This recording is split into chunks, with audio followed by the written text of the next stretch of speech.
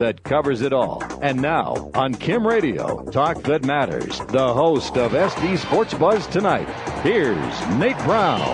Hi again, everybody. Welcome back into South Dakota's live and local sports talk radio program. Hope everybody's having a great week. Nate Brown back in the studio, locked and loaded over the next 2 hours. The biggest South Dakota sports newsmakers right here on 106.7 FM, Kim Talk Radio, and online streaming at sdsportsbuzz.com.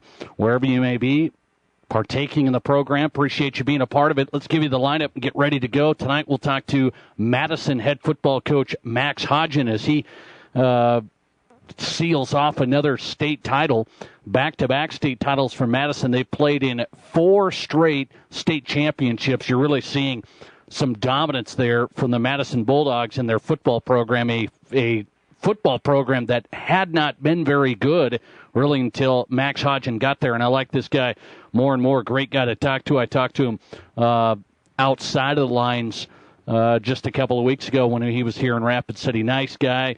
Has a lot of fun, knows he has very good athletes, but has done a nice job changing the culture there. And Madison, from being a strictly pretty much basketball school to just all-around program, athletic program that's very, very good. Basketball-wise, they're still pretty salty, but how about that football program? And it wasn't even close against T-Area, a team that beat them earlier. And I thought that was going to be the case. I really thought Madison was the best team there. They didn't show up in that game as well as they wanted to throughout the 4 quarters. They got ahead early, gave them some openings, and then ended up losing that one in a tight one by 3. And then they go out and blank T in the championship 39-0. So we'll talk to Max Hodgen one more time for this 2016 football season. Another state champion on the program tonight. We'll go out to Winter and get Dan Akers' thoughts. The Winter Warriors just simply dominant every game, every play. I mean, this team, the last 2 years, has just blown away their opponents. I mean, it hasn't even been close. It's unbelievable the lopsided point margins you've seen from the Winter Warriors, not just this year, but last year. The last 2 years, Winter, the most dominant football team in their respective class. It's not even close by far. How are they going to move forward? Winter, this is a team that hasn't been touched in 11B. You see teams petition up. You see Sioux Falls O'Gorman, for example, not big enough enrollment-wise to be in AAA football, but they petition up because they don't want to play in AA. You'd probably see Sioux Falls O'Gorman dominate, maybe not as in similar fashion as Winter, but they would be pretty salty every year in AA if they were in the class they were supposed to be in. You wonder if Winter's on the verge there. But, by the way, they lose a lot of great players. We'll talk to Dan Aker about moving forward now in that program, which has been so good over the years as well. Head coach of the Winter Warriors, congrats to him. Another state title for Winter. They win back-to-back just like Madison. Also tonight, Patrick Duffy on the show. We haven't had Patrick stop by for a while. Former sports editor for the Rapid City Journal, now with Black Hills Fox TV. We'll talk to Patrick Duffy about a whole host of topics straight ahead. Always good to get him on. Jason Andera on tonight from Midcoast Sports Network out in Sioux Falls, recapping the high school football season. And going to get an early preview, an early preseason preview. Just the last high school football we'll talk on the show for a while. So we want to get, now that the results are in, who's going to be teams to watch moving forward next year as we prognosticate a little bit. On the college side, we'll get to Zach Tinker as the Hard Rocker head football coach wrapped up the season this past Saturday. Not the way they wanted to do it. Such a fast start, such an unbelievable start to the year.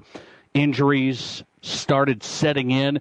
Things didn't go the way the Hard Rockers wanted them to the last few weeks. We'll talk to head coach Zach Tinker about that football program moving forward in a very good first season in the RMAC. Very competitive.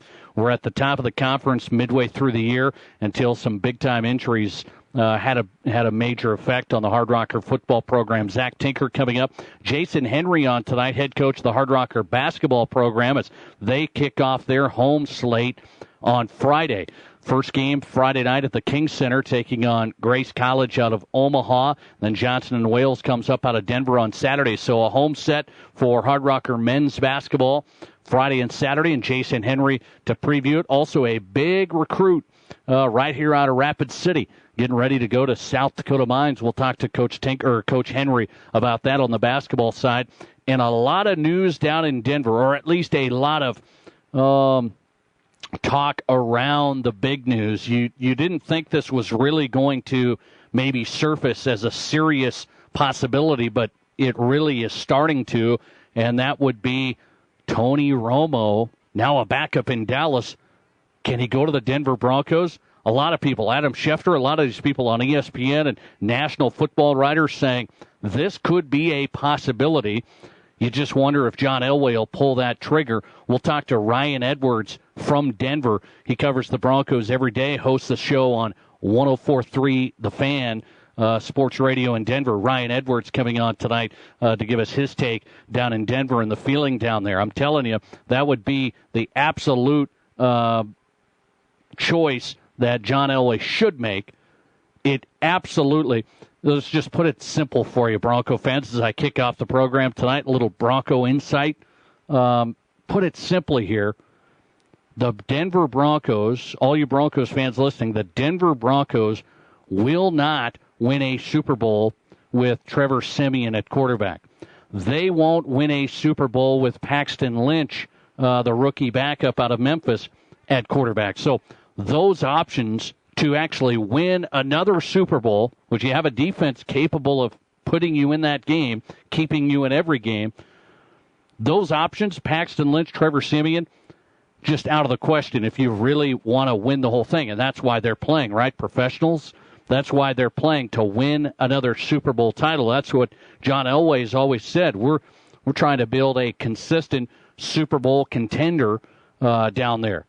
He got it done last year, and now this year he just thought, well, the defense is going to be good enough, and we'll have okay quarterbacks, I guess. And he never was able to, once he lost Brock Osweiler, never was able to fill that gap appropriately. And Trevor Siemian's a nice guy.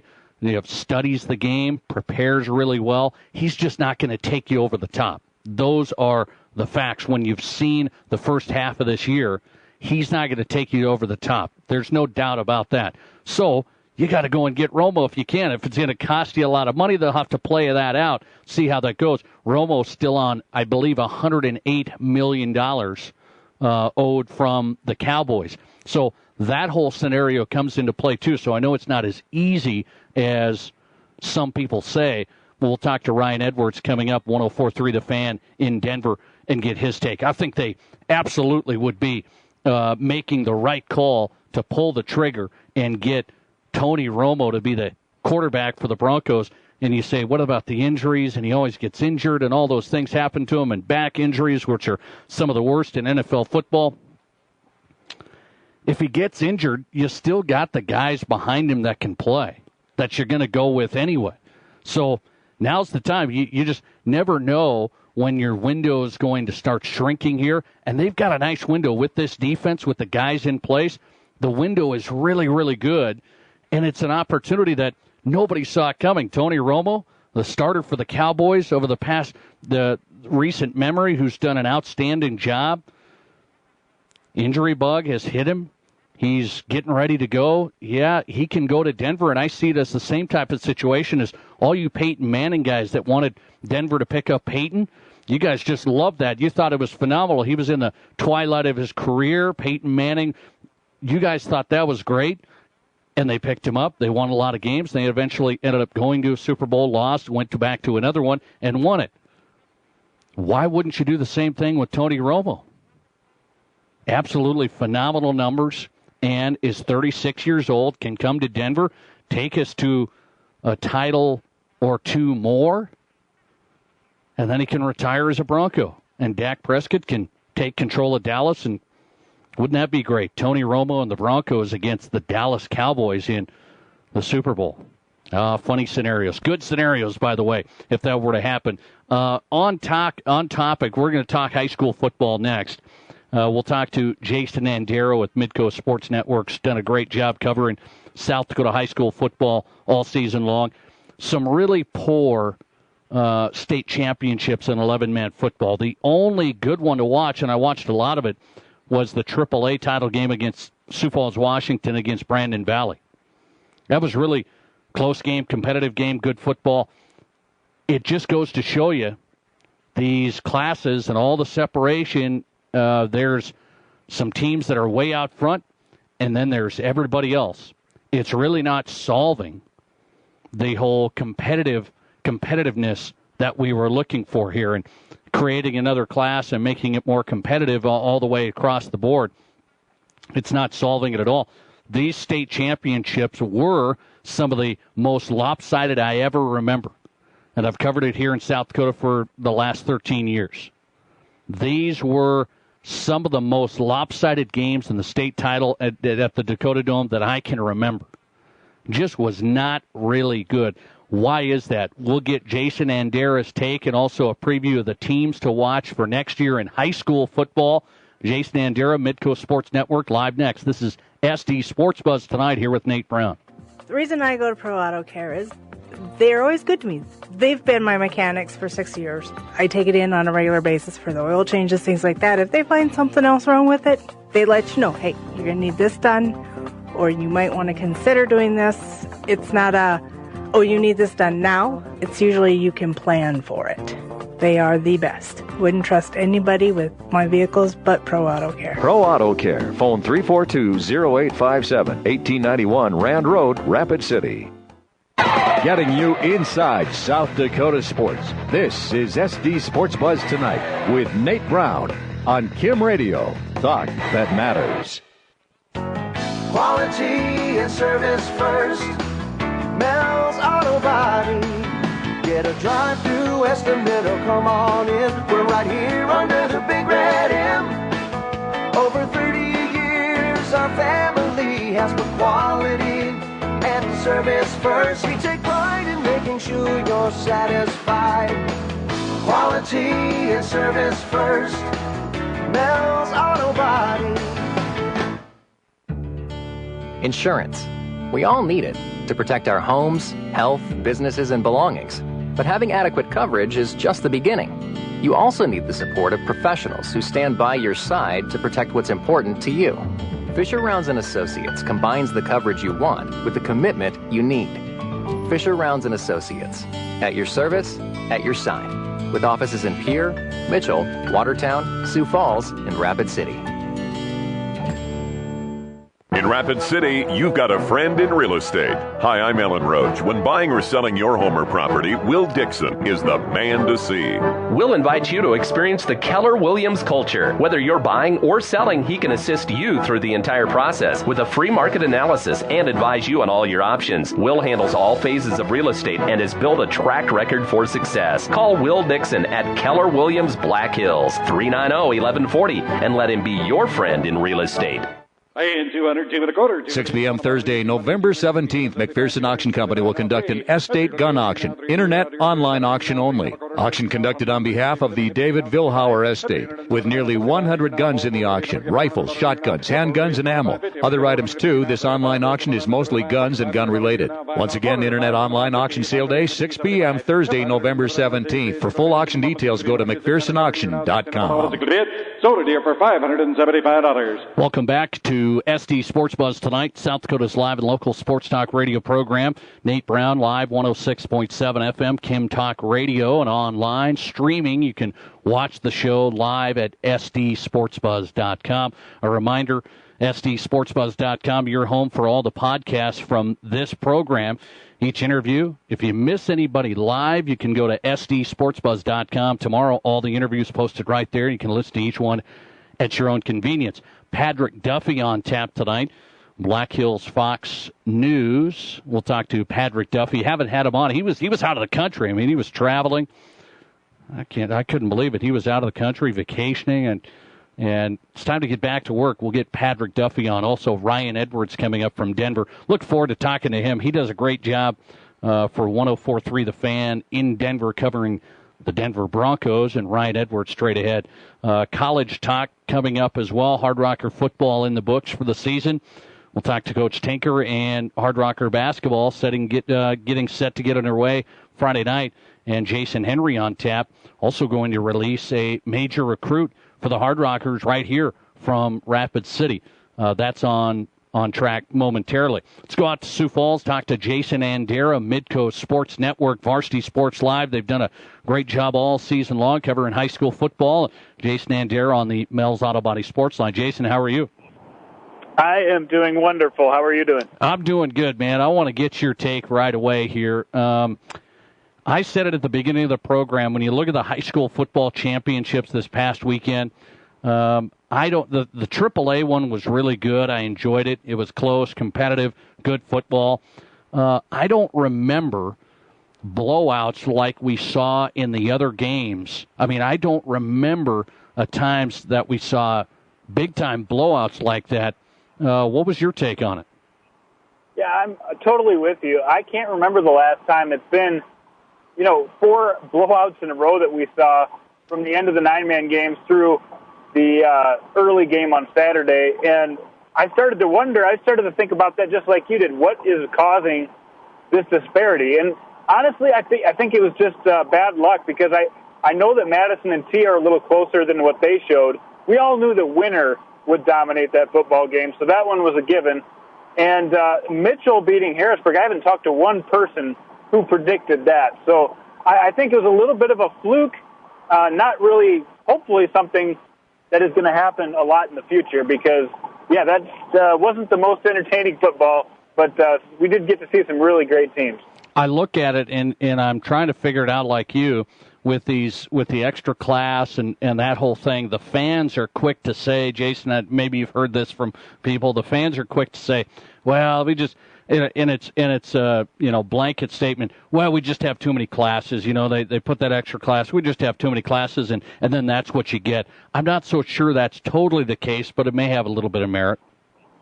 It may have a little bit, and you're right. That's the quick statement. That's the one thing people don't like, is the number of classes. But you have to think about, how are you going to fix it?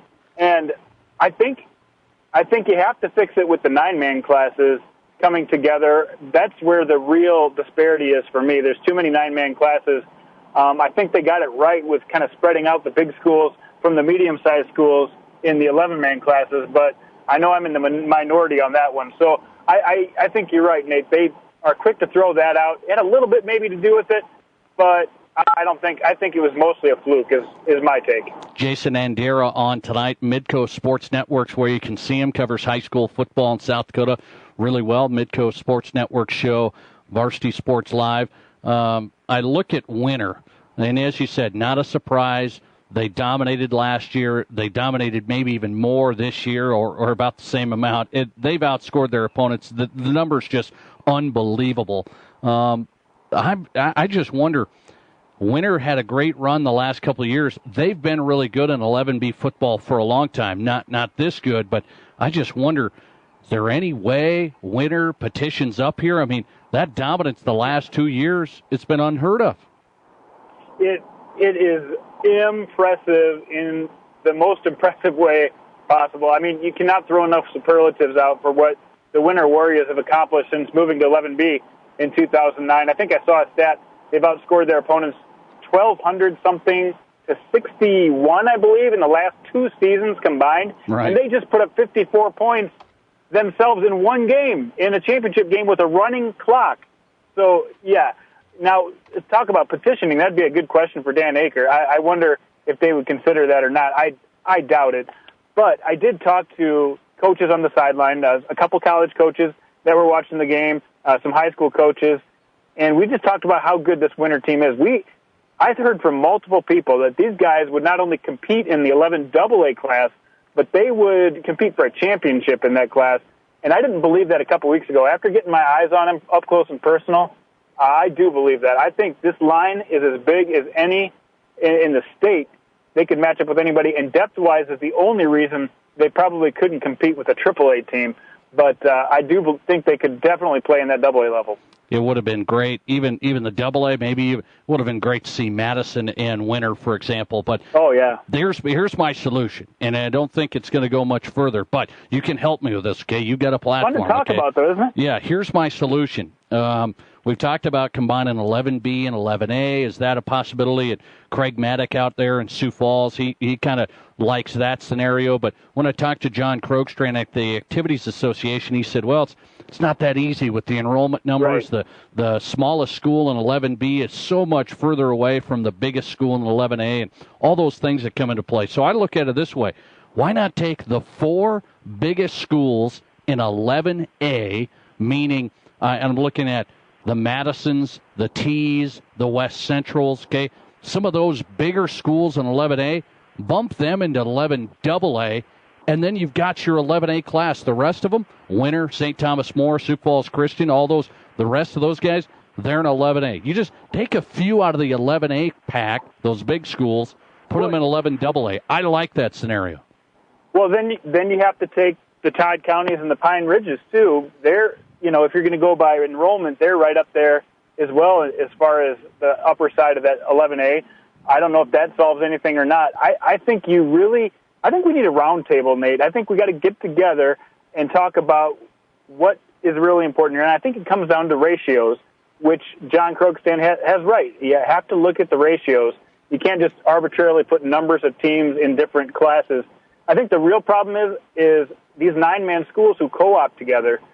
I mean, the way they do the co-op numbers is the parent school counts their entire enrollment, and the sister school or the under school doesn't have to. They only count a fraction. So a lot of teams will co-op and get to stay in 9-man football, where if you actually take their enrollments together, they should be playing in 11-man football, which means you would have a whole different-looking 11B school if you did not have that problem. And then maybe you could merge, like you said, some of those top 11B schools with some of the lower 11A schools, and then maybe switch the lines a little bit, but keep the ratio right around 2-to-1, 2.5-to-1 at the very most, and then really just look at the numbers and see where the classes fall. I don't think it's as easy as just cherry picking from one class and putting them into another. Great take on it. Jason Andera on tonight. One more for you, and I'll let you run.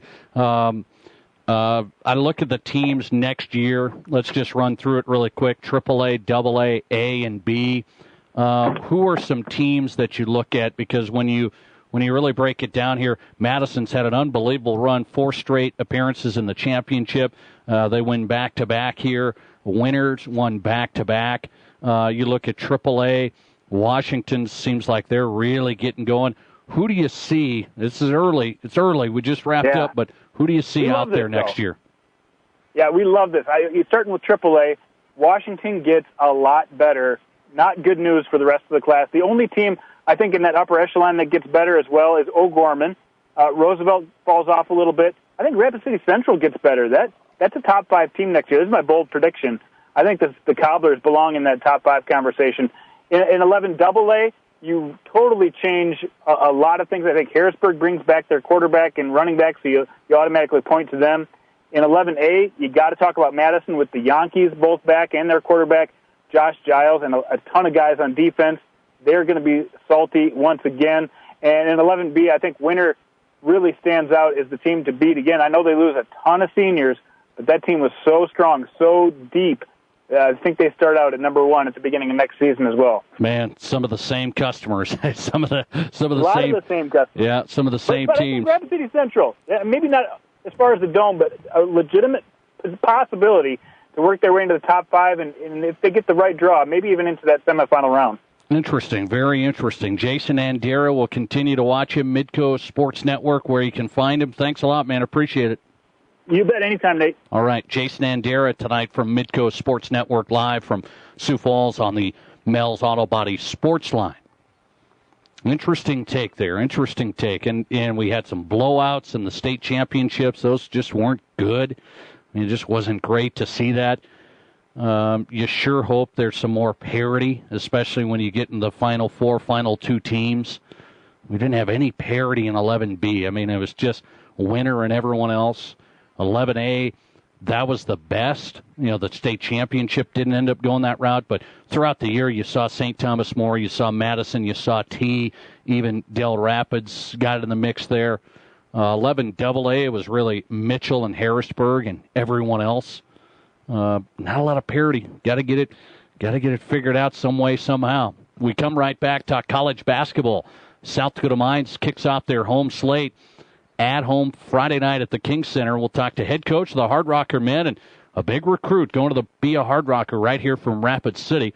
We'll talk about it with Jason Henry, head coach of the Hard Rockers, next. How would you like to have your crown in 2 hours instead of 2 visits? Hi, this is Dr. Eldon Rice with Rice Area Dental in Rapid City. Technology is changing, and at Rice Area Dental, we are keeping up by using the latest state-of-the-art equipment. We offer crowns in hours instead of days. No more temporaries, no more multiple visits, no messy dental impressions, just same-day restorations. Call us at 342-RICE. That's 342-7423. Dr. Rice Area Dental on Canyon Lake Drive, the dentist that makes you smile.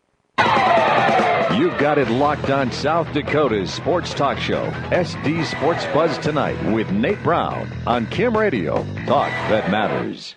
Your local Farm Bureau Financial Services agent Tom Berger in Rapid City realizes that farming and ranching is your livelihood, and he understands that. After all, the companies of Farm Bureau Financial Services were originally founded to serve the unique insurance and financial services needs of farmers and ranchers. Contact Farm Bureau agent Tom Berger in Rapid City to learn how he can make it simple to help you select the coverage that's right for you today and provide options for the future of your growing operation. Call me, Tom Berger, your Farm Bureau agent in Rapid City at 348-3470. Make the mountains your backyard. Make the lake your pool and the night sky your high-definition television. Stop by Dakota Discount RVs today and take a look at our wide variety of new and used fifth wheels, travel trailers, toy haulers, and more. We're sure you'll find something you love at a price you can afford. We take pride in our integrity and service long after the deal, so why pay more for good memories when you can buy with a comfortable, low-pressure, locally owned and operated RV dealer? At Dakota Discount RV, we can make your dreams come true at an affordable price. 3330 East Mall Drive, Rapid City. It's bonus tag time. Your new road starts here at Rapid Chevy. Choose a vehicle from the best selection in western South Dakota. Drive away in a 2017 Chevy Equinox all-wheel drive and save $3,700. Hit the road in a 2016 Chevy Silverado 2500 Crew Cab and save $9,600. Today is the day to hit the open road in a new Chevrolet. We accept all credit applications and pay you top dollar for your trade-in. Feel the difference at Rapid Chevrolet, Rapid City, or see us online at rapidchevrolet.com. We're back live, SD Sports Buzz tonight, presented by Save-A-Lot Food Stores, East St. Patrick Street, Rapid City. Nate Brown on 106.7 FM, Kim Talk Radio, and online streaming at sdsportsbuzz.com. Coming up, Patrick Duffy. He's back off his vacation. I mean, he's just all over the map, literally all over the map. Patrick Duffy coming up, Black Hills Fox TV. We'll talk about a whole host of topics. Really looking forward to our Denver Broncos report with Ryan Edwards from 104.3 The Fan in Denver, live tonight. Zach Tinker on tap, head coach of the Hard Rocker football team as they put the 2016 season in the books. We'll talk to Coach Tinker, get his take. Speaking of the Hard Rockers, the 2016-2017 basketball season getting underway, and the home schedule starts this week at the King Center for Jason Henry and the Hard Rocker men as they get set for a Friday night matchup and a Saturday afternoon matchup. Friday night game at 6 at the King Center, Saturday afternoon at 4. And the Hard Rocker head coach, Jason Henry, joins us live tonight on the Mel's Auto Body Sports Line. Coach, how are you? Doing well. Great to be on. I look at the start to the year, Coach. You had a long trip down to Texas last weekend. Give us your take on that. You played in a conference challenge, some teams you never really see, hard preparation, hard to determine where are we going to be. You got freshmen, you got guys that you're trying to work in the mix and see how it's going to go. What was the take on last weekend? Well, exactly what you said. There's a lot of question marks with our team so far. We've had a couple injuries. We got a few freshmen. A long trip against teams that haven't played yet this year.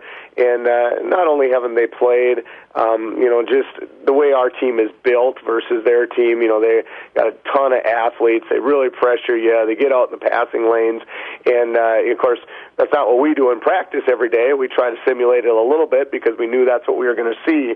But until you actually see it and get through it, once again, those guys that are freshmen, they've never experienced that kind of tenacity, so to speak. And honestly, they didn't handle it very well. We didn't play as well as we know we're capable of playing. A lot of that had to do with them. putting that pressure on us. But we definitely learned something from it because we got Metro State coming up December 2nd down at Metro, down in Denver, and they're going to do the same thing to us. So, we weren't necessarily ready for it this past weekend, but hopefully that prepares us for December 2nd. I looked at those games. You got ahead. You were playing competitive throughout the whole game in both of those matchups down in Texas against quality Division II opponents. You got ahead. Was there any frustration that set in? What was the difference not able to hang on? Well, I think they kind of wore on us a little bit, but yeah, that was, I guess, the positive part of it is we felt we didn't play well. We played nowhere near where we think we're capable of playing, and we still have an opportunity to win 2 road games against 2 very, very good teams. So, that gets us excited, but then you go back and watch film and you kind of shake your head once in a while about, what's this guy doing, or, what have we been doing for the last 2 weeks on the defensive end, and, some of those kind of things. So, there's a big process going on right now, and we're definitely in the heart of it right now, and we got to get better every day. You come home, kick off the schedule Friday night against Grace College out of Omaha, and then you've got Johnson and Wales, the team you faced out of Denver, NAIA opponents coming in. You're at home. These are 2 games you obviously want to get. What's the focus here going into Friday? Well, no question, you want to win the games, and we are at home, and we want to get, some confidence going and that kind of thing. But, as we always say, and it's not just, coaches speak, we're playing for the conference, and we got to get better, and we got to find some people that are going to step up, too. We thought we had some guys that, could play when the lights are turned on, so to speak, and they didn't do what they needed to do that first weekend. So we got to find those guys out, and we got to make sure, once again, the first part of December is what matters, and as much as we want to win these games, we got to keep getting better, and once again, we got to find those guys that are going to make us the team that we're going to be this year. I look at this team, you've got seniors, and then you got freshmen. It's kind of a mix there of seniors that you need to really lead and contribute, freshmen that it looks like you're going to play. Oh, no question, and even in that game, we had 5 freshmen on the floor at the same time, so that's not usually a good thing. Maybe it was 4, I guess, but I'm very, very confident in those guys, and they're guys that can knock down shots, and honestly, we need that senior leadership to help those guys through, especially early on right now. And we got to have a couple other guys other than Connor Koulis and Jamal Taylor step up within that group. Once again, a couple of them are dinged up a little bit, so it's kind of hard to help out when they're on the bench. They can still do some things with some guys and encourage them and that kind of stuff. But yet, we got to have those seniors step up if we're going to have a successful season. Jason Henry on tonight, Hard Rocker men's coach. Couple more for you, and I'll let you run. Hard Rockers at home. Basketball season gets underway Friday night at the King Center, a 6 o'clock start time. And then Saturday, the Hard Rockers are back at it at 4 o'clock. Those are the 2 games this weekend, both at the School of Mines. Your MO over the years has been great post play. You've had some great posts, run a lot of sets, run a lot of things in your offense, and then on the defensive side, really good man-to-man defense. That's been over the years. What's the identity here of this team? Probably the same thing. We've changed up. We went back to a new offense that we ran a number of years ago, or a few years ago, but we've ran for a number of years, and guys in our program that are seniors have run it before. And even on the defensive side, when we made the transition to Division II, and we had to make some adjustments along the way, and especially heading down and playing those athletic teams, and I really liked when we made those adjustments, so we kind of stayed with it. So, it's been a little bit different, as far as what we did at the so-called NAIA level a number of years ago, but it's still a way to win a lot of games, and we still hang our hat on that defensive end. We got to get those stops. We got to get those rebounds, and we can't give up, and that's what happened this past weekend. We gave up 40-plus points in the second half both nights, and, of course, we just don't win. So we got some guys that can score this year. There's no doubt about it with a couple seniors, and we got some guys to knock down some shots. So we're excited on the offensive end, but we definitely got to hang our hats on the defensive side. You said you're going to play some freshmen. We'll see that this year. You've been on the recruiting trail as well. You got a couple of guys you can talk about tonight? We do. We got got two commitments in the early signing period, and I couldn't be more thrilled with having both of those guys. Mitchell Suker's a young man. He's 6'7", 6'8", extremely athletic guy. He's 200 plus pounds already. Shoots the three extremely well. Gets to the basket. All those things that you're looking for in a player on the court, and he's even doubly as good off the court. As far as a big time student and doing a number of things in the community and all those kind of things. So we couldn't be more happy to have Mitchell into our program. A guy that's going to be fighting for a starting lineup spot right off the bat. Losing 6 seniors, we had to have guys come in that can play right away. As excited we are as a freshman that we have in our program, we got to get some other guys in here, and Mitchell's one of those guys that we're just extremely excited about. And the other one's our local guy, Isaac Kortemeyer. Just thrilled as all can be to have him, another 6'8", 235-pound guy, and he's cleaning 300 pounds already, and doing some great things. So he's a guy around the basket. He's a little bit different than Mitchell. Mitchell's more of a wing forward type guy, and obviously Isaac can step out a little bit, but he's so skilled around the basket. Got some good athleticism, great feet, and he's a guy that we can build a program around as well in that post area. You talk about Kortemeyer being from St. Thomas More, being from Rapid City. What's that like having a local guy in here? Oh, it's huge. We try every year, and try 3 and 4 years out. We had a young man move away that we thought we had a chance to get, a couple years ago, and then just leaves his high school team kind of thing. And then we got a couple other guys and that can definitely play D2 college basketball, and because of our academic restraints, we just don't get them to stay, or they just want to go. Obviously everybody doesn't want to stay home and all those kind of things. So just the simple fact to get a Rapid City young man stay home, and the talent level that he has, like I said, we're just extremely excited and fortunate, to have a guy in this area that's been in a great program and been coached and can do a lot of things at the next level as well. Big news with Hard Rocker basketball, a couple of new signees, one of which right here from Rapid City, and Isaac Kortemeyer, and the season gets started at home. A Friday night, 6 o'clock start. Saturday at 4 o'clock, Hard Rockers at home with head coach Jason Henry. Thanks, Coach. Kid Rocker Camp, too. Saturday morning. Very good. Bring your kids out. Very good. Saturday morning, you can do that. Contact Coach Henry. Contact Coach Henry. It's easy to do at the School of Mines. Get your son or daughter signed up for the Kid Rocker Camp. It's a fun thing. It absolutely is. And when you look at it, they get to go to the camp Saturday. Then they get to go do a little halftime entertainment, kind of go through the drills. That Saturday game at the King Center, always very, very good. Hard Rock Report from head coach Jason Henry on the Mel's Auto Body Sports Line. We come right back and stay with the School of Mines. This time go to football. Football season in the books. It was a fast one. We get the take and reaction from head coach Zach Tinker of an unbelievably fast start. Injuries piled up. Things didn't go the way they wanted late. Talk to Coach Tinker and get his take next. Dale's Tire and Retreading has been providing quality brands of tires and excellent service to the Black Hills area for over 50 years. Dale's Tires sells tires for cars, trucks, SUVs, agriculture, construction, and more. Dale's Tire has what you need when you need it and offers appointment times to get you in and out faster. See the experts at Dale's Tire and Retreading. 2 convenient locations in Rapid City, 691 Deadwood Avenue and 3200 Campbell Street. Dale's Tire and Retreading. Looking for a winning team? Check out the Black Hills Unbeatable Tandem of Xerox and the color experts at Matheson's. Hit a home run with a Xerox Workcenter MFP today, and you'll be able to print, copy, and scan your crucial business documents and marketing materials just like the pros do. Matheson's cost per copy program is the safe play every time. You pay nothing up front for the equipment, and the high cost of supplies and repairs become a nightmare of the past. Visit the Matheson's team of Xerox All-Stars at 324 St. Joe Street, downtown Rapid City, or at Mathesons.com.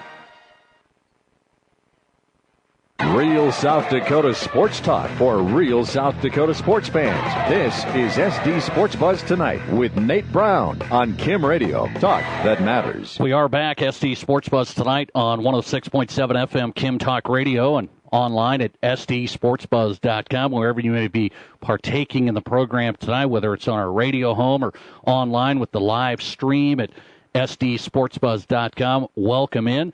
Coming up, Ryan Edwards from Denver, 104.3 The Fan. We'll talk Broncos and this Tony Romo rumor mill and all that stuff. I don't, there's some actual reporting going on now that they might take a run at him. We'll see. We'll get Ryan Edwards on coming up from 104.3 The Fan in Denver. Covers the Broncos day in, day out. Patrick Duffy also on tap tonight from Black Hills Fox TV, former editor, sports editor for the Rapid City Journal. Patrick Duffy straight ahead. Just talked to Jason Henry on the Hard Rocker men's basketball side as they get the season started at home Friday night and Saturday. And the football season already in the books. It was a fast one. It sure seemed that way week after week, just blazing through it. And the Hard Rocker football team just off to an unbelievable start. Very, very competitive in the RMAC in their first year. Things didn't go the way they wanted towards the end. Some injuries piled up. Head coach Zach Tinker comes on the program to recap the season. He joins us on the Mel's Auto Body Sports Line. Coach, how are you? I'm doing outstanding. How are you doing tonight, Nate? I'm doing well. I want to get your reaction here of this football season just from a 5,000 feet level here, Coach. You just take a look back now, and things, I don't know if they're totally slowing down for you, but just take a look back and from your perspective, first year as head coach, what was the experience like this year for you? Well, it was such a great experience for me, because I got to work with a really great group of seniors this past season. What a great group of kids, and I just think anytime you get an opportunity to work with young men, you want to work with people that you like and that you admire, and this coaching staff and this team was just a pleasure to be around every single day, and learned a lot from our first season in the RMAC, and excited to take on the challenge of moving forward. When you looked at it, Coach, when you got into the RMAC, you look at all the teams that you had to face, you look at the schedule, it seemed daunting. At least that was my early indication here to say, man, this might be daunting here. The RMAC's been so very good. I felt that this football program, under your guidance, this football program was in every game. And that's, I think, was maybe a surprise to some people. How did you rate how competitive you were week in, week out? Well, I thought we were a competitive team, Nate. I don't think there's any doubt about that. When you really look back, you intend to go in and beat everybody. That's what your intention is, and that's what you prepare for. And we certainly did that early on. I think you look back and as time went on, when we went to Dixie State and won that game, that was a big win. Certainly when you look back and we beat Black Hills State pretty thoroughly here at home, that was a big win, and so on and so forth. So I think when you look at the schedule on the whole, we intended to go win every single game, and certainly we're pinpointing some areas now where, in order to do that, in order to have a season like what we expect, we're gonna need to make a few adjustments, and we're gonna need to do some things a little bit better. We're going to need to work a little bit, not necessarily harder, just a little bit smarter as we get ready for 2017 and try to do what we expect to do, which is go win every one. Coach, I've talked to Stacy Collins over the years, a guy that you worked with over the years. Now you take over as head coach. You guys were together building this thing up, and it may seem like a long time ago from when you got this thing started. Is this program, though, right here, is this ahead of schedule? Just how good you have been at this level pretty early here? Is this ahead of schedule? Gosh, I think that's really going to be tough to evaluate, Nate, just because I think the competitive gene that's inside of you, it's very, very difficult to line up as a competitor and sort of say, well, this isn't our year, we're building this for some time in the future. And that's very, very difficult as a competitor to do. So I think when you you probably step back and just look at the big picture, you would say, yes, that the progress that has been made since when we walked in 2012 is significant and in some ways remarkable. But as a competitor, it's difficult to look at it that way. As a competitor, you're just prepared to go get your team ready to go. And I think we've overcome a lot of some of our demons that we had in our first several years here. And now it's a chance for us to grow the program to the point where not only do we as competitors expect to win, but we need to continue to do the things to grow the infrastructure of the program so that that we're in a fair fight every Saturday. We're not quite there yet, but we're looking to do that. Zach Tinker, head coach of the Hard Rocker football team. They just wrapped up the 2016 campaign this past weekend. It was a blazing start. Then things didn't go the way you wanted them. A few plays here or there could have got you a 1-point win or whatever in some of these games. They didn't go your way. Then injuries as well. That was a factor towards the end. How big of a factor was that on the depth side of things? Well, I think when you really look at the overall picture of the program, Nate, if you were going to say one area where we're not yet at our MAC championship level, to me it would be overall depth in the program. And that's something that just does not occur in an overnight situation. And then for us, on the flip side, you have to have a little bit of that good old-fashioned luck in terms of staying healthy. How do you quantify that? I'm not really sure, but in an 11-game season without a bye week, if you could catch a little luck and stay healthy, you're going to give yourself a better chance. We sort of had that early in the season.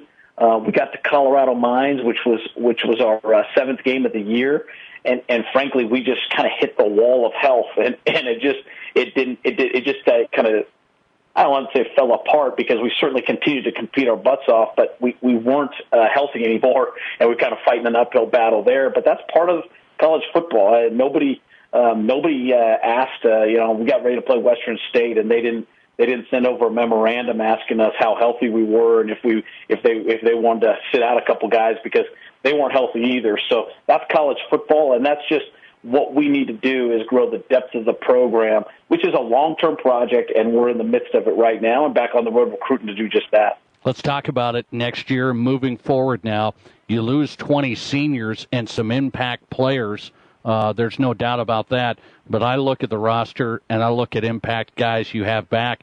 You got to be thinking there's some great expectations in some pretty good situations next year. Yeah, we do think we're going to bring back a good football team. We certainly have our areas that we need to improve, Nate, and we're no different than every other team in the RMAC. I think the league in general looks to me like it's going to only get better from 2016 to 2017. I was looking at some of the young players on everybody's roster as we went through this last week, and it is a strong conference, and I think the league overall is going to be better. I also believe we're going to be better, and we certainly have that position that really holds a lot of weight, which is we're outstanding at quarterback with Jake Sullivan. He's special. He was a second-team all-league quarterback in the RMAC, and to be the second-team quarterback and in essence miss 4 football games says a lot about the quality of his play. We bring back some outstanding tailbacks. We bring back some outstanding receivers. We bring back a ton of people on defense, and really the goal now is to create the leadership in the program, because losing those 20 seniors, what we lost was their investment in this program, their passion for our program, and their leadership qualities. And so we're certainly in the process of replacing that leadership void, and I'm seeing it already here in the first several days postseason. Coach, when you look at your recruiting needs and you look at positions, X's and O's wise, where are you going to focus in here in the recruiting season? Well, we certainly need some size on the defensive line, because that's an area where we have really good speed and really good playmaking. We're just not quite big enough there, so we're going to look for some guys. We're very, very young up front also, so we're getting older, which will be a little bit bigger because we're a little older, but certainly some size in the defensive line. We do need to replace our outstanding middle linebacker, David Jackpour, and so we're going to be looking for a player who can come in and play that position immediately. That'll be important to us. On the offensive side of the ball, we do need to replace. We lost 2 senior offensive linemen, so we need an offensive lineman who has played college football and can come in and compete right away. And then we're looking for one more player probably in the immediate need to help Jake in terms of another outside player, a receiver-type player, since we did graduate 5 receivers. After that, we're going to go get a high school quarterback. We need to find the heir apparent. Every year we've been in a league, we've had an all-league quarterback. Well, that's an awesome feeling. Having an all-league quarterback is important. But Jake won't be here forever, so we have to find the next Jake Sullivan, the next Trent McKinney, the next Evan Sanders. around the corner and just prove the overall depth of the program, Nate. But those would be the key areas where we're talking about immediate players that can come in and help us right away. A lot of Hard Rockers earn RMAC honors, all RMAC honors on the football side. An exciting season for South Dakota Mines under head coach in his first year at head man, Zach Tinker. Coach, appreciate you coming on all year. Thanks. Hey, it's been an awesome season. I can't wait to get this thing going again, and appreciate all your support, and rock on. All right, Zach Tinker tonight, head coach of the Hard Rocker football team, one of the more exciting football seasons you will see. And again, I've said it, just a few plays here or there away from really having a conference championship contending season. I mean, absolutely towards the end of the year, it was a few plays here or there. That end of season record, not indicative of how that season really went for South Dakota Mines under first-year head coach Zach Tinker. Looking forward to big things as they move forward into the recruiting season. We'll jump into the NFL and talk to Broncos insider Ryan Edwards with 104.3 The Fan. Going to talk about the Broncos scenario at quarterback. Ryan Edwards live next on SD Sports Buzz tonight. Listen to what Pro Auto Care customers have to say. You definitely can trust Tom and Carl and Chris. They are very good mechanics. They always do what's best for their customers and their customers' vehicles. They will always let you know the problems completely before they do any work on your vehicle. And since I've met Tom, I won't take my car any place but Pro Auto Care. Pro Auto Care. Phone 342-0857, 1891 Rand Road, Rapid City. When it comes to protecting your home and your belongings, what works for your neighbor most likely won't work for you. Insurance is personal, and that's why the coverage specialists at Fisher Rounds & Associates work with you to tailor a policy that protects your family, home, auto, and other valuable possessions at the most reasonable cost possible. We sweat the small and the big stuff, so you don't have to. That's at your service, at your side. Fisher Rounds & Associates, with offices in Pierre, Mitchell, Rapid City, Sioux Falls, and Watertown. In Rapid City, you've got a friend in real estate. Hi, I'm Ellen Roach. When buying or selling your home or property, Will Dixon is the man to see. Will invites you to experience the Keller Williams culture. Whether you're buying or selling, he can assist you through the entire process with a free market analysis and advise you on all your options. Will handles all phases of real estate and has built a track record for success. Call Will Dixon at Keller Williams Black Hills, 390-1140, and let him be your friend in real estate.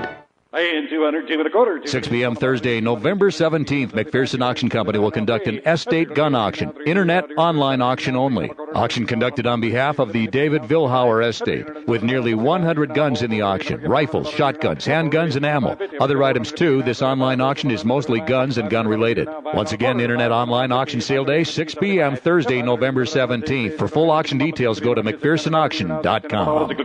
Sold here for $575.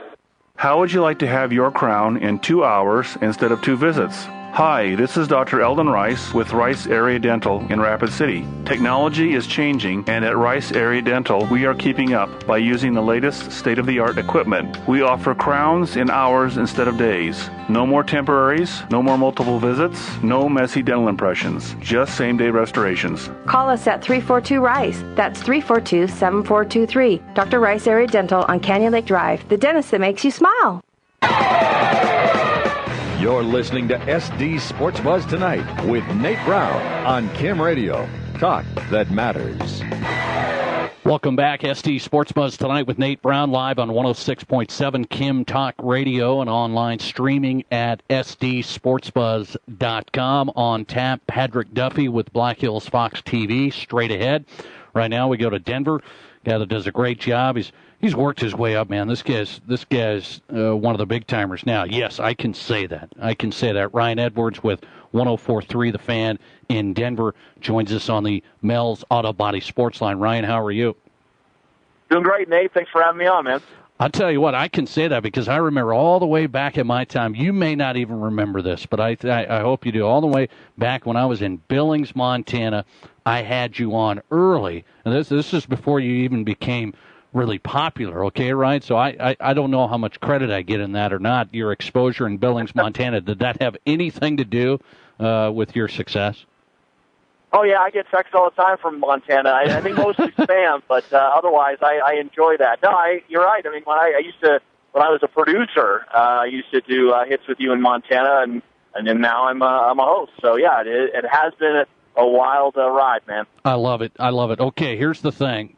We got to talk Broncos. That's why we're on, and Western South Dakota is Broncos country, and this just fits. We talk Broncos every time on this show. Here's the deal. The talk is Tony Romo and the Denver Broncos, and I just want to get your take on it. I haven't heard your take specifically here, and I've heard some of your colleagues, and everybody's on both sides here, it seems like. Is there a possibility of Tony Romo being a Denver Bronco in your mind? Is there a possibility here?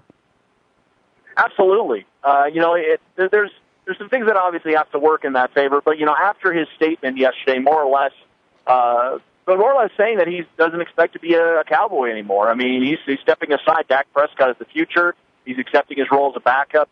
Tony Romo's kind of in that place where if he feels like he's still able to play and he wants to start and not ride out the pine for the remainder of his career, which I think that being as a competitor, sure, I think that there's going to be several teams kicking the tires on Tony Romo. The contract's got to make sense. You got to think about a 2, maybe 3-year kind of deal. Knowing that he's in his mid-30s now, and that's where he's at in his career. Plus, obviously, not the healthiest of quarterbacks or professional athletes. So, all those things factor in. But, right now, they are more than satisfied with Trevor Siemian.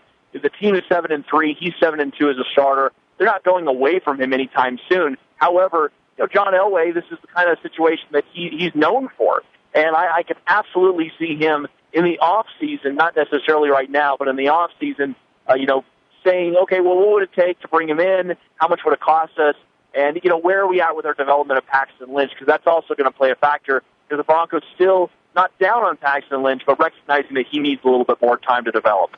Talking to Ryan Edwards, 104.3 The Fan in Denver, talking Broncos here on the Mel's Auto Body Sports Line. Here's the thing. I got a text here because my take on it to start the show tonight was Tony Romo is in a similar situation as Peyton Manning was. Peyton Manning kind of, lost his starting spot. We know that through the injury situation after the neck surgery. John Elway went out, got him, and things worked out very, very well. I get a text saying, I'm wrong on that. I threw up with your take on Romo. Romo's not Manning. Get over it. I see it very similarly. Is that wrong? No, it's not completely wrong. Look, I mean, this guy's put up impressive stats. Other than winning championships or a lot of playoff success, regular season stats, he's done a really good job, and he's a leader. I see the tie. The big difference, though, of course, is that Manning was a complete free agent. He was out there. They didn't have to make a trade. They didn't have to deal with any of that. Whatever they could sign, bring on for Peyton Manning, whatever it cost them, that was out of them. They didn't have to trade any draft picks. That's a big deal to John Elway. So, that's where things get a little bit more murky as far as what will Jerry Jones want for Tony Romo, even acknowledging that he's no longer the starter.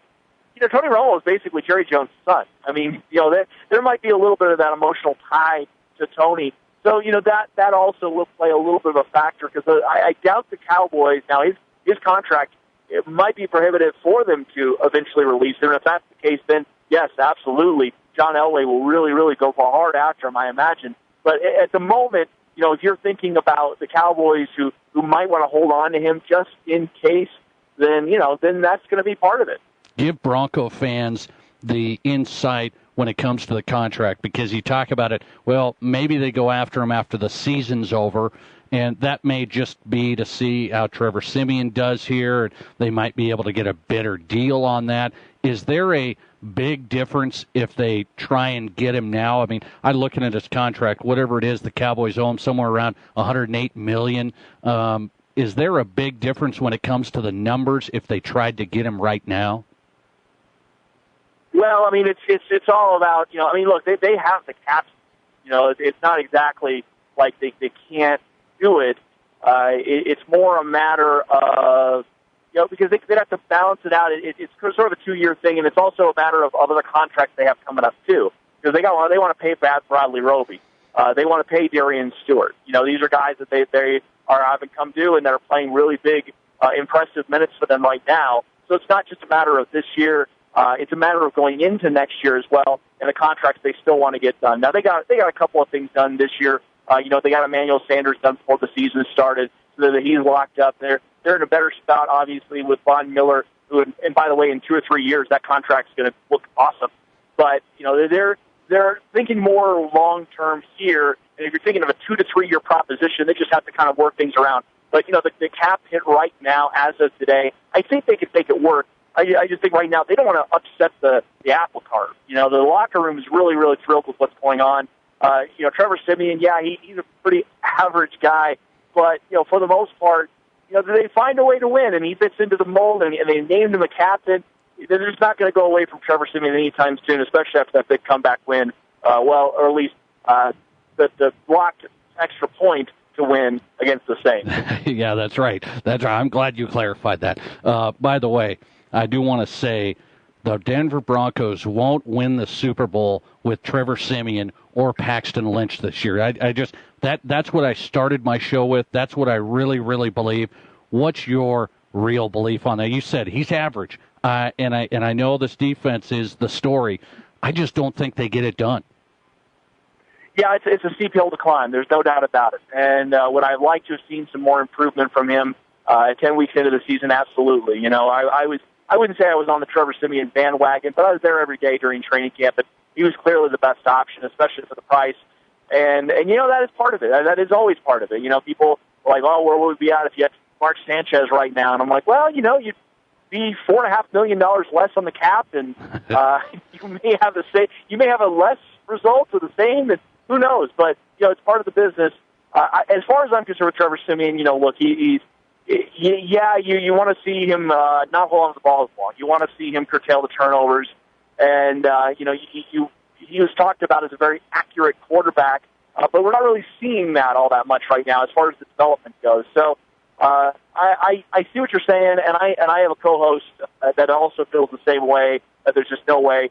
I'm going to say that as far as I'm concerned, I see the Broncos playing their best football in December. I'm not going to stress about them, especially in wins in November. But if they could heat up a little bit on offense and get some things, especially the run game going, somewhere mid to late December, that's when I really will have an opinion on whether or not they can win a championship with them.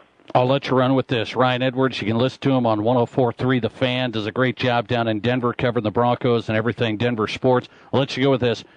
Give me the percentage chance the Broncos get Romo quickly. I don't think it's a high, not quickly, not this year. I don't think it's a high percentage this year, unless there's some magic that John Elway, because he's got a price, and he's got it's the same thing that happened with Colin Kaepernick. They were really, really close to getting that deal done, but the money didn't work out, and Colin wouldn't budge, and so they walked away. And even at that moment, when really they didn't have any other options, and they were kind of at a place where they're like, well, we have Trevor Siemian, and we're trading for Mark Sanchez, and they hadn't drafted Paxton Lynch yet.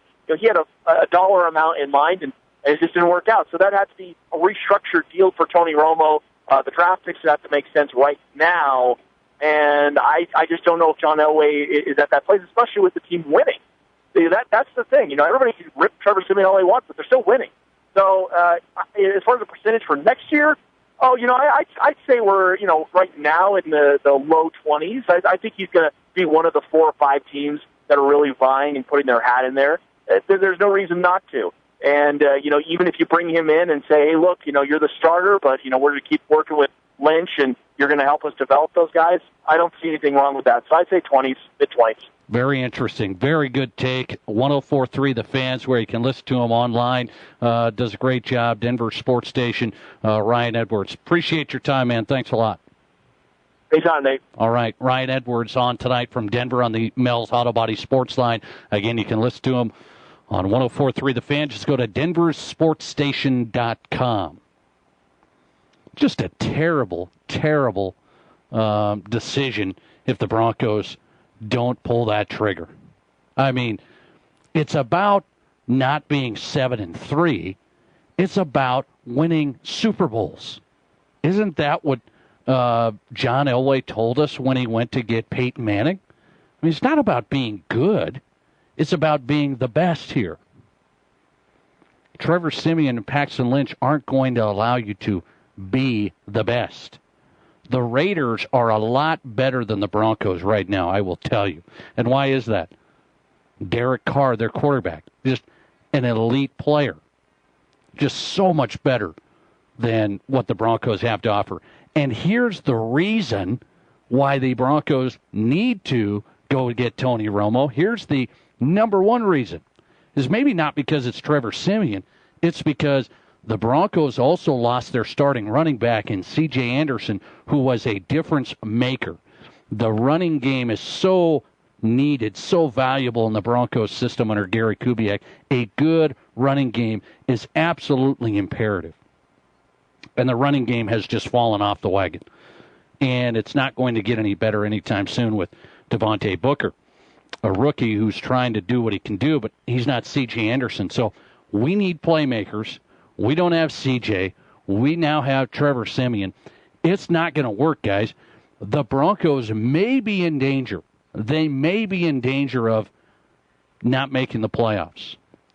I mean, this is a code red situation here, and people act like it's not. Well, they're 7-3, and we had that comeback victory this past weekend over the Saints. Oh, yeah. That was a lucky victory, by the way.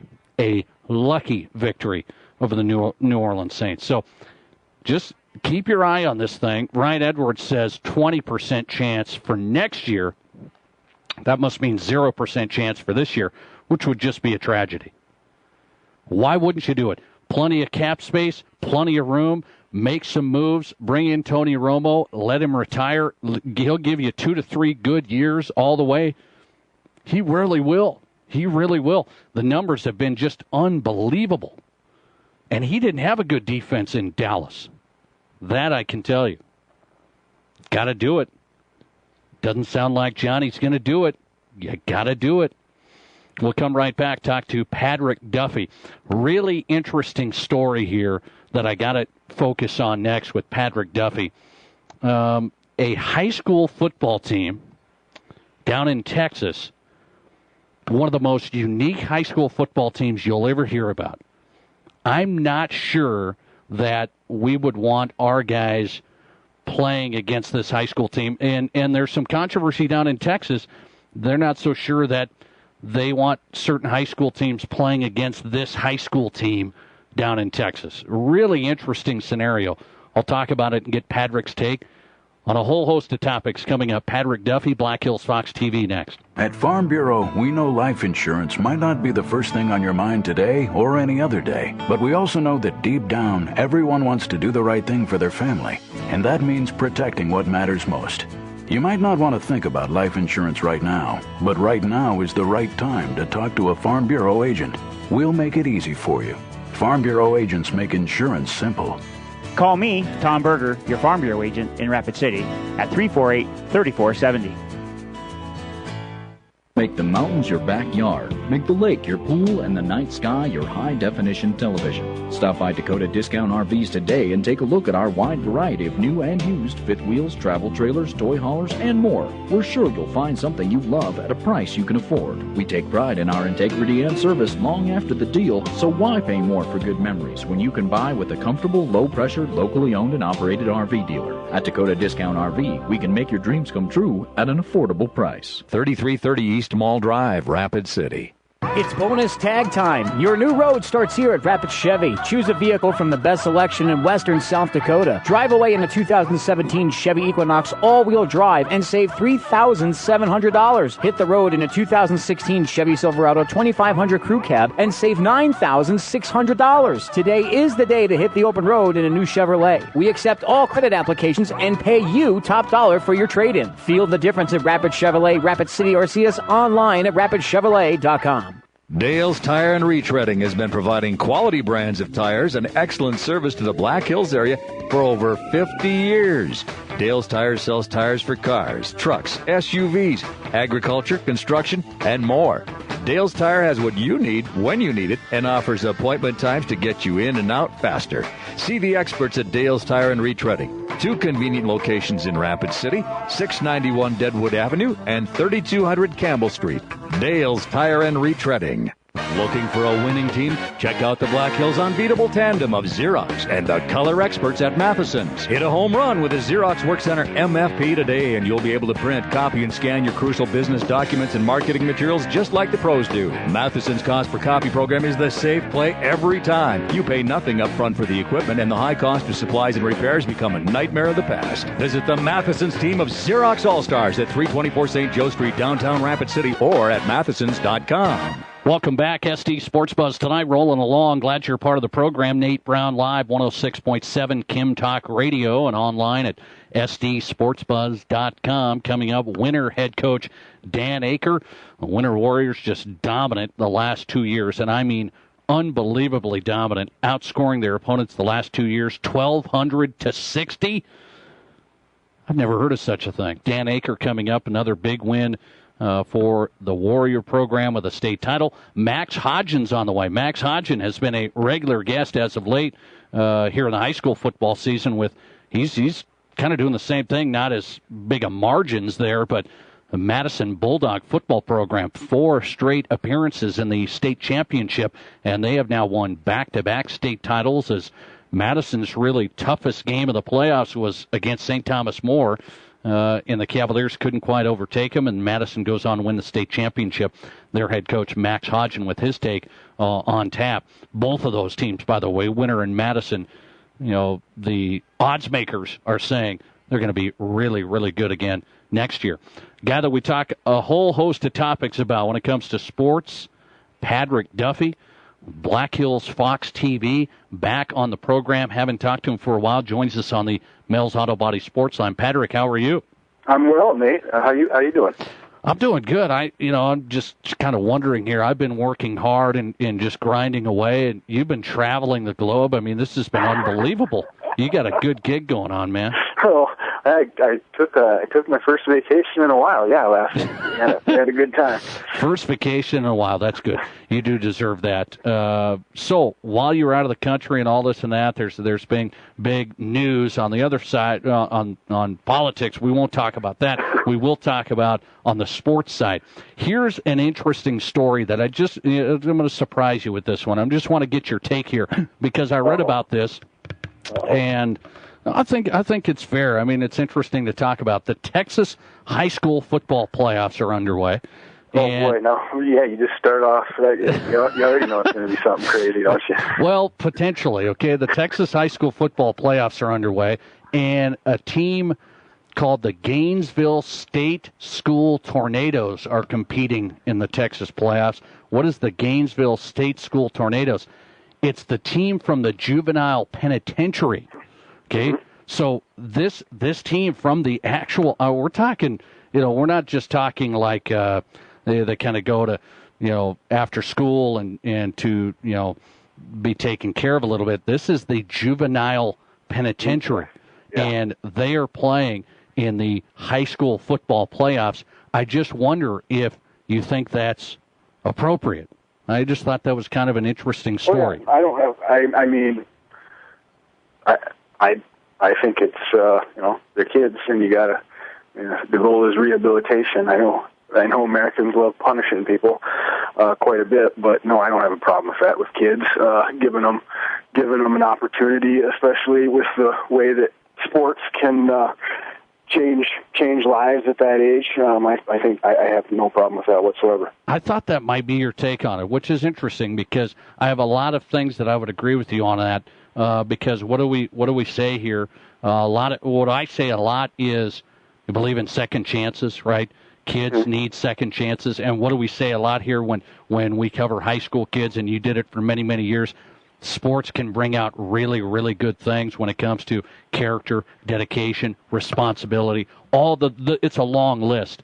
And I think it's pretty interesting that they allow that, which a state like Texas, I'm actually surprised. I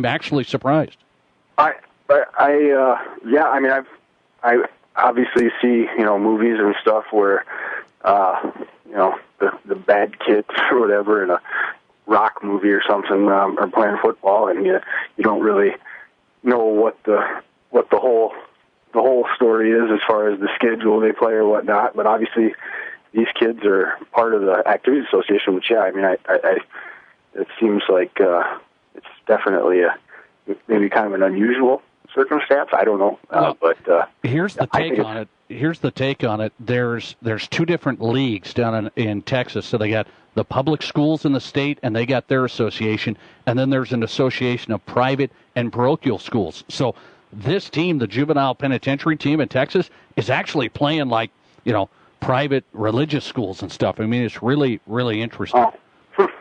Really interesting scenario. I didn't know that football was separated between private and public schools in Texas. Now you do, man. See, I learn something new every day on your show, Nate. I help you out a little bit. We go deep here. Interesting stuff. By the way, speaking of the playoffs, I'm not sure if you followed the high school football playoffs, but this past weekend, some of the games, most of them were blowouts, especially at the 11-man level.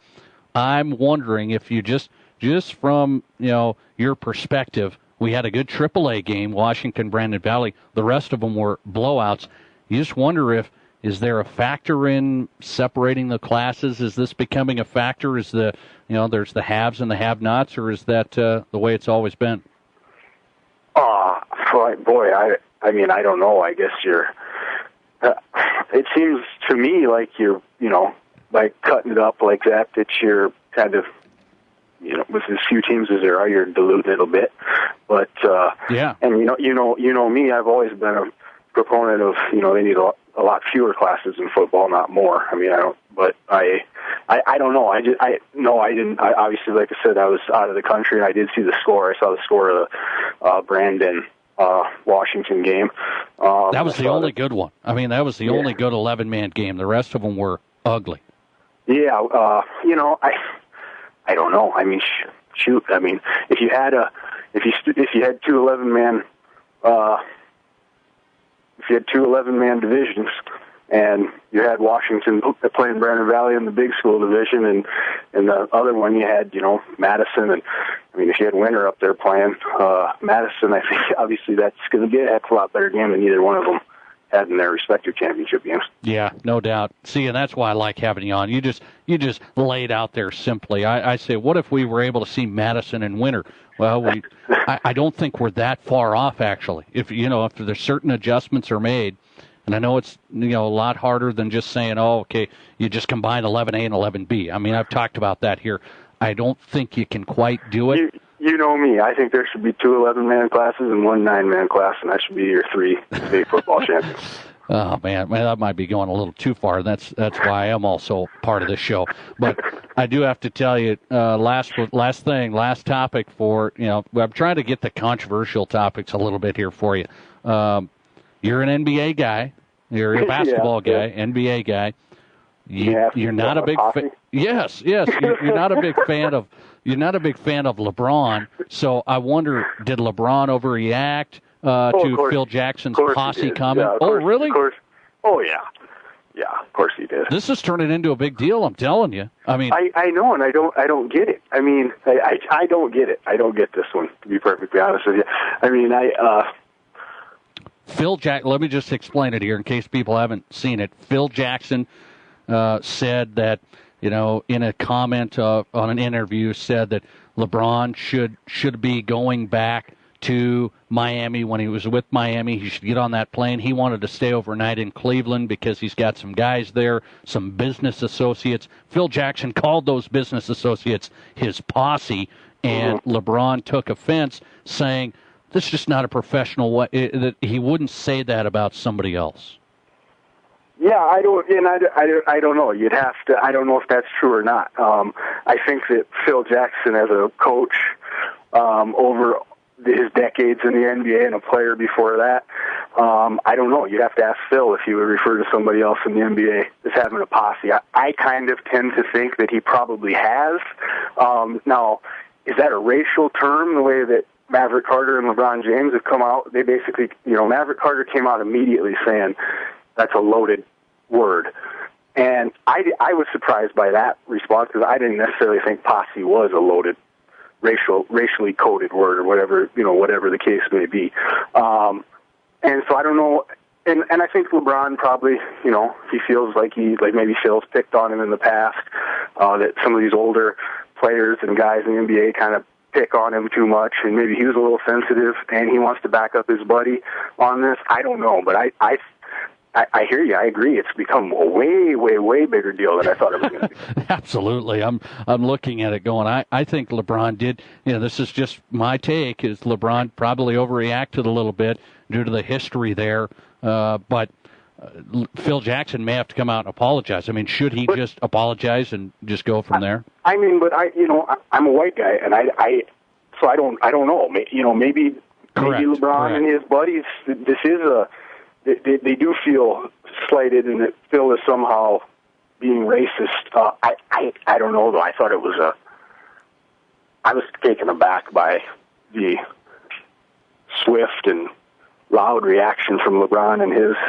I mean, in my opinion, what's Phil supposed? I mean, what word does he use to describe LeBron and his friends that are his now business associates or whatever? I mean, that's his the boys words from right growing there. up. I mean, that's if he says LeBron and his boys, is that a racially loaded word? If he says LeBron and his crew, LeBron and his posse, LeBron and his I don't know. So I just I don't know. I see I guess kinda how somebody might think posse is a loaded word, but I certainly didn't feel that way to me when I read it. And then seeing Maverick Carter's response, and he jumped on it right away. It just keeps going. I kind of feel like LeBron maybe has to back him up, and he also feels like he's been unfairly maligned, and he's just but yeah, it seems like I would have probably just tried to kind of not stay away from it, I don't know. Phil Jackson should just, he can say, okay, that wasn't my intention. Wasn't my intention. Didn't want to say it in that way, and then just move forward. I wonder what Phil does now, because I completely agree with you. I mean, it's kind of becoming a big deal. Right. He just has to say, that was my intention, if that was the case, and move forward. By the way, I should ask, here's another news flash for you. My uncle's cousin is Phil Jackson. Okay, so I don't have any inside intel today, but your cousin's what is Phil Jackson? My uncle's cousin is Phil Jackson. Okay, my uncle's cousin, and not through marriage. Okay, it's not Phil's not a blood relation of mine. You can't say that. Well, my uncle's cousin. And the others. I mean, I've read Phil Jackson's one of Phil Jackson's books. He's he's a pretty open-minded. He's got that whole hippy-dippy thing going on, Zen master thing. I don't know. He seems like a strange person to attack in this way, that he's actually a closet racist. And because LeBron actually did go that far, saying, if he'd use this term in public talking about me, who knows what he uses behind closed doors. And I don't know. It just seems like this thing has spiraled a little out of control on people. Stay tuned. We're going to get you back on, and I'm just going to keep on bringing the good stuff your way and getting your take. I'm always interested in it. Patrick Duffy, Black Hills Fox TV, everything going well? You're settled in? You taking vacations? This is just a good thing for you right now. Yep, everything's good. Trying to keep the 3 and 1 year old from drowning each other in the bathtub. And you like coming on this program still? This is something you look forward to. Absolutely. Okay. Absolutely. I've been a little hurt that you haven't been bringing me on more lately. All right, we'll think about it moving forward. Thanks, man. I appreciate it. Anytime, Nate. Take care. Patrick Duffy, Black Hills Fox TV now, and joins us on the Mel's Auto Body Sports Line. Good to get him on. We'll do it as we move forward. Got to come up with a segment name for that, though.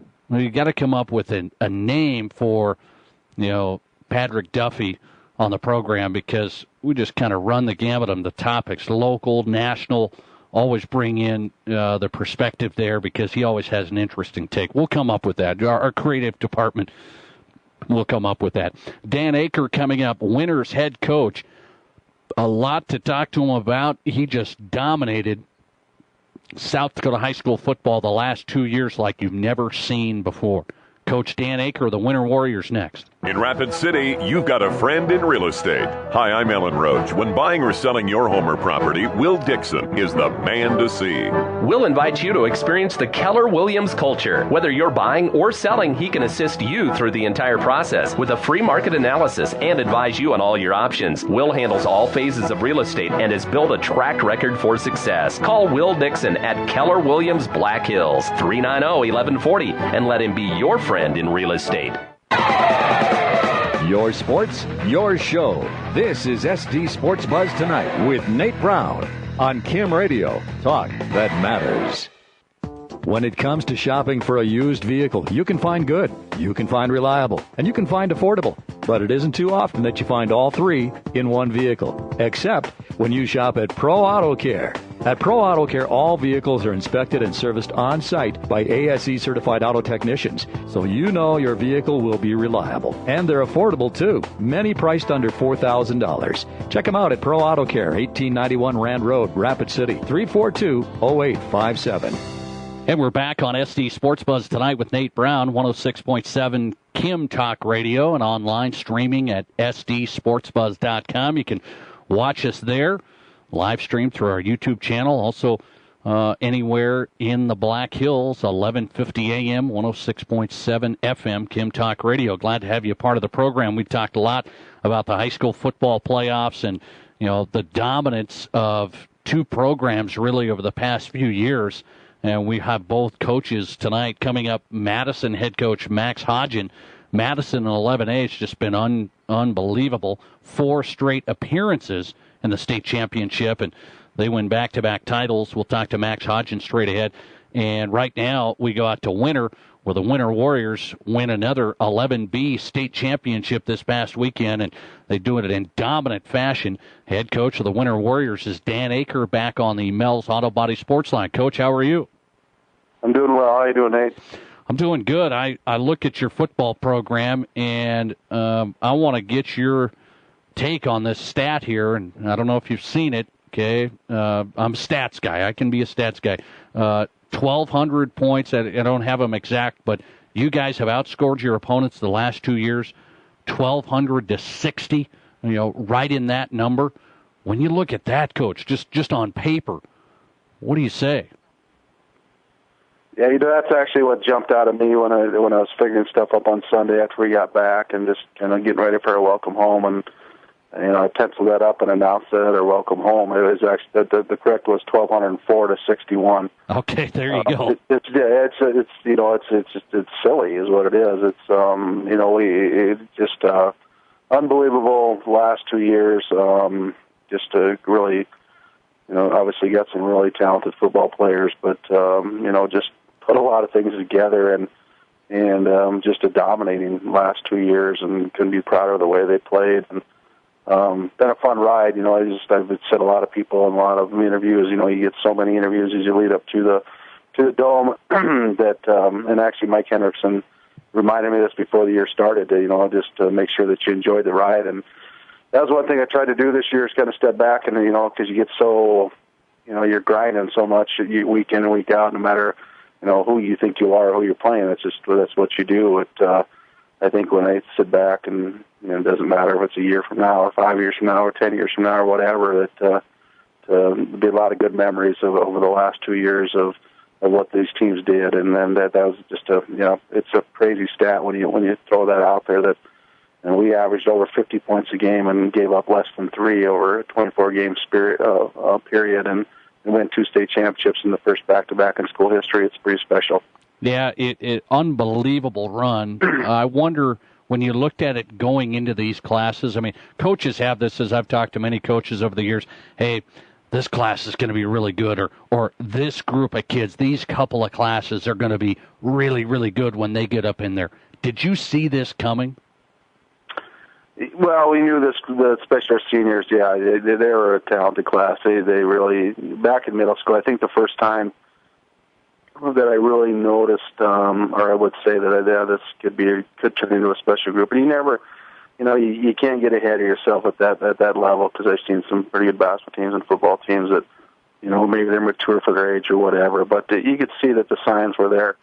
and watching their 8th grade season, knew that they could be a pretty talented football team. And then, we're looking there when they're sophomores, and, we get beat in the first round. But it was not unusual for late in the year to look out there and have 9 sophomores playing on defense. So they were taking their thumps a little bit early and getting that varsity experience, but obviously good enough to play as sophomores and a pretty good football team that year too. So, it really kind of gelled together.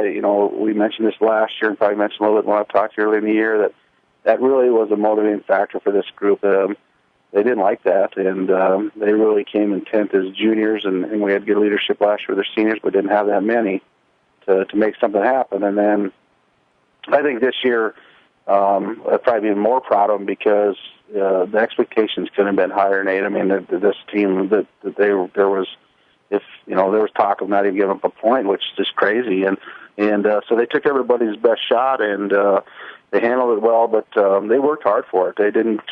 Yes, they're talented players, but they did the things in the off season and a really tight group, and the leadership was phenomenal.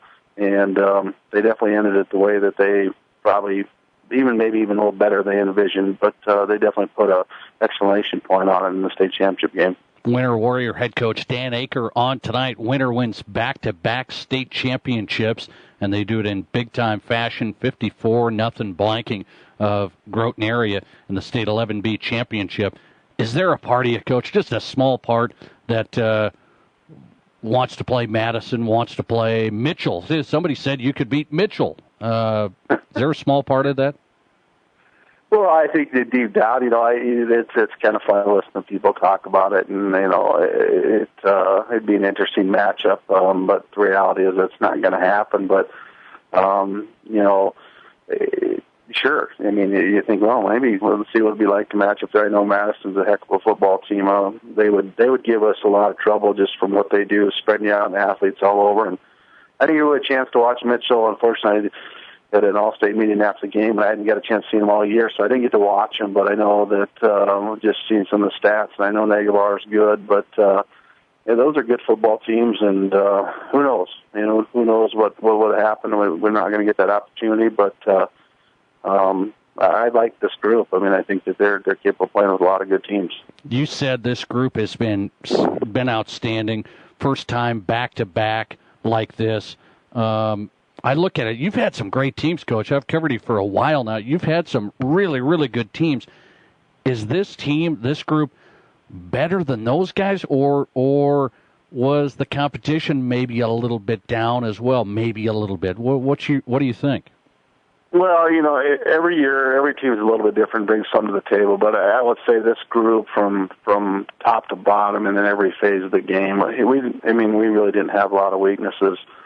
Maybe kickoff would be the one thing that I could say we could be better at. But I think, it doesn't matter what level you talk about, high school, college, NFL, it starts up front. And this group's really good. I mean, and we were deep. We had, we were subbing 4 DTs that I think, quite honestly, were all state caliber, and we had 4 of them at 2 positions, and being able to rotate and then offensively just getting experience up front, and big too, but big and mobile. And then, Drew was the best quarterback that I've coached for a lot of reasons, but his leadership and his just poise and making smart decisions was a big part of it. And we had good skill guys too. So this was a very talented team. I would say with looking at it from top to bottom, would be the best team I had. And last year too. I mean, last year was good too. We lost some good seniors in Windsor and Riley and Luttrell, and some of those guys had played quite a bit, but we were able to fill those holes. But most of them were coming back, and they were a year older, year wiser, a year stronger, and stayed motivated. Coach, you've talked to me about this before, and you said you probably don't see it, and that is going from 11B to 11A, like a Sioux Falls O'Gorman from, their enrollment says they're AA, they petition to go to AAA. I look at Winter and I say, man, I'd like to see you play Madison. We want to see that. You've got one of the best programs in the state, and you've told me you don't see that happening, the petition process. Has that changed at all when you've seen these runs the last couple of years? No, and I think, you know, what people got to remember then is that this is a special group. I mean, we've had some good teams, we've had some competitive teams, but this group's different. This group is in a 2-year span when they're juniors and seniors is really, really good. I mean, we really feel we'll be competitive again next year, but we got to be realistic too. It's not going to be what we've seen the last 2 years, and it's just a special group. And, you know, if you look back and say, well, maybe if I, knew they were going to be at that level, maybe that's something that we would consider. But we're an 11B team. We're right in the middle of the pack. We're not even a big 11B school anymore. And so that's where we're at. And, we've had conversations before about is there too many classes and this and that. And, as an AD, I'm involved in some of those discussions and some of the votes and stuff. And I've, come out and said I think there's too many classes in South Dakota, but it is what it is, and we played who we needed to play. I will say this year, I thought you look at our road to get there and who we beat.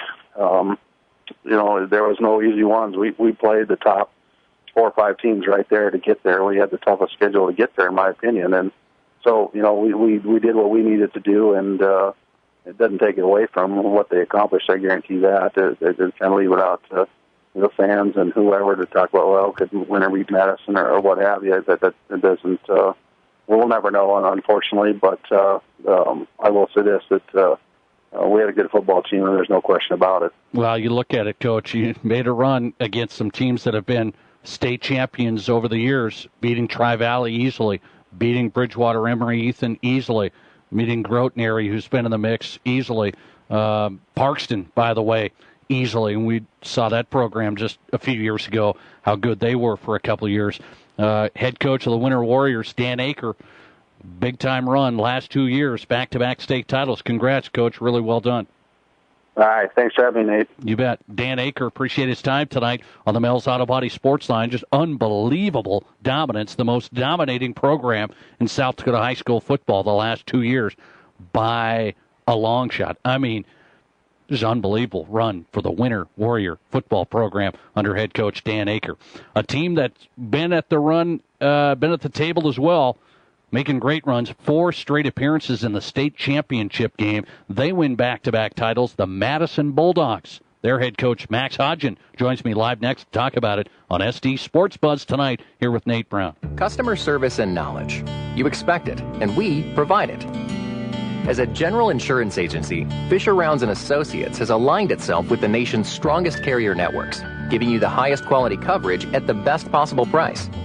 When it comes to claims or other issues, we handle everything so you don't have to. That's what we mean when we say we're at your service and at your side.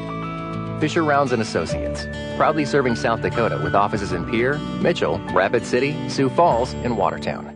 Paying 200, 2.25. 6 p.m. Thursday, November 17th, McPherson Auction Company will conduct an estate gun auction, internet online auction only. Auction conducted on behalf of the David Vilhauer Estate, with nearly 100 guns in the auction, rifles, shotguns, handguns, and ammo. Other items, too. This online auction is mostly guns and gun-related. Once again, internet online auction sale day, 6 p.m. Thursday, November 17th. For full auction details, go to McPhersonAuction.com. Sold here for $575. How would you like to have your crown in 2 hours instead of 2 visits? Hi, this is Dr. Eldon Rice with Rice Area Dental in Rapid City. Technology is changing, and at Rice Area Dental, we are keeping up by using the latest state-of-the-art equipment. We offer crowns in hours instead of days. No more temporaries, no more multiple visits, no messy dental impressions, just same-day restorations. Call us at 342-RICE. That's 342-7423. Dr. Rice Area Dental on Canyon Lake Drive, the dentist that makes you smile. We're back on SD Sports Buzz tonight with Nate Brown. Glad you're a part of the program on SDSportsBuzz.com. Live stream right there. We welcome you in. And also here on our radio home, 106.7 FM Kim Talk Radio.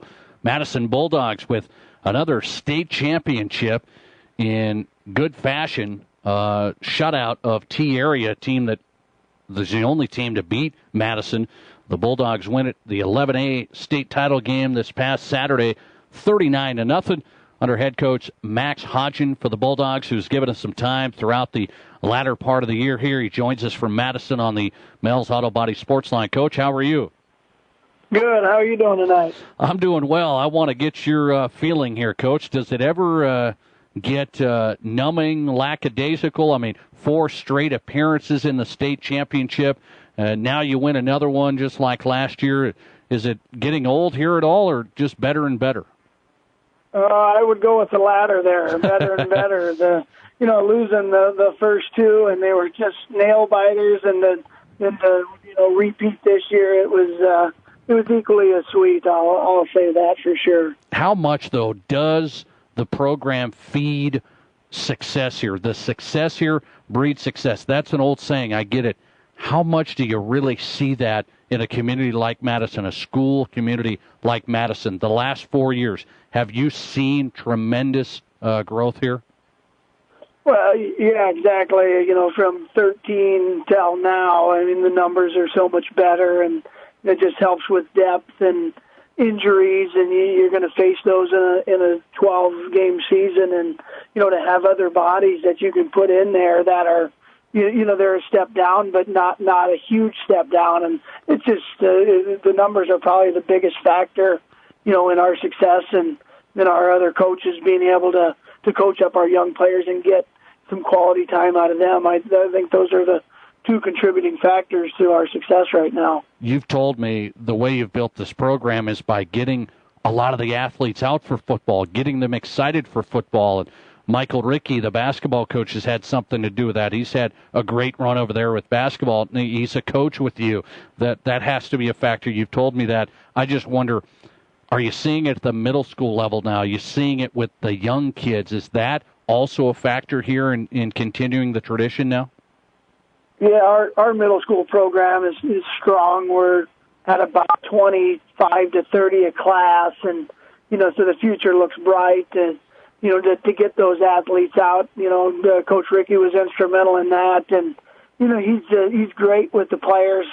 I can play bad cop, and he can play good cop on the sidelines, and it's just a lot of fun, and to be around good coaches and great players as well. Okay, so you're the bad cop. So when are you going to start coaching basketball to help him out? I don't know much, and when we play pickup basketball, there's no such thing as a foul. When a lot of the roughnecks get out there. So I don't know if he wants my help there. Not anytime soon. All right. I had to ask you about that. Okay, give us the game here. You beat T 39-0, avenging your loss, where you said you didn't play well through 4 quarters because you got out early. Maybe had a little lackadaisical play there, had some turnovers. T capitalized. What was the difference here? I mean, a 39-0 game. I don't know if a lot of people saw it quite that big of a margin. What was the difference there? Well, I mean, to be honest, going out probably to see you guys and changing up our defensive front. We ran multiple fronts. We brought a lot of different pressure packages against them, and they moved the ball at times against us. But we were able to come up with some big defensive stops, and then 2 defensive touchdowns and a blocked punt. That really helped us to face quality opponents all the way through the playoffs. And I'm not saying T didn't either. I'm just talking from our standpoint that the first game we were pretty vanilla. We played zone and a 4-man front the whole time, and I thought we really mixed it up and gave their quarterback a little multiple looks on the defensive side. Coach, what does it feel like? Do you feel a little bit from the outside that now 4 straight appearances in the state title game, back-to-back state championship wins, you feel like everybody's gunning for you even more? Does that play a factor moving forward at all in your program? Well, I think the last couple of years we've gotten everybody's best game, and I think they look at us like they've got nothing to lose, and you're facing more how do I say it, trick plays, fake punts, onside kicks. So you just got to be ready for everybody's best game, and when you're coaching 16, 17-year-old adolescents, you're going to have some ups and downs in the season. And Bulldog program in really good shape, winning back-to-back state championships and blanking T 39-0 under head coach Max Hodgen. Coach, another great job, another great run. Look forward to talking to you again next year as we get things going. Thanks a lot. Hey, thanks for your time. You have a good one out there. All right, Max Hodgin, appreciate his time all season. Good football guy. Good guy to talk to, and has done a heck of a job with the Madison Bulldogs. 4 straight appearances in the State A title game and back-to-back state championship wins. They couldn't quite get over the top in those first couple of years. They were close ones. Now they're right there, and I don't think going anywhere anytime soon. I really believe that. They're going to be maybe the top team, probably the preseason number 1, I think, in Class A, moving forward 11A next year. Congratulations to Max Hodgin, Dan Aker, the 2 coaches we had on tonight with impressive wins, impressive runs in 11B and 11A football. If you missed any guests tonight, we had some good talk tonight. Great sports talk. Really enjoyed it. If you missed anybody, go to sdsportsbuzz.com for those interviews tomorrow. They'll be posted right there in podcast form. You can listen to the archived interviews at sdsportsbuzz.com tomorrow. We're taking next week off, Thanksgiving week. Enjoy Thanksgiving. Enjoy football Thanksgiving, all the good stuff with family. We'll be back the next week better than ever. If it's Wednesday night, it's SD Sports Buzz tonight here with Nate Brown. Thanks for listening. Have a great week, everybody. See ya. You bet.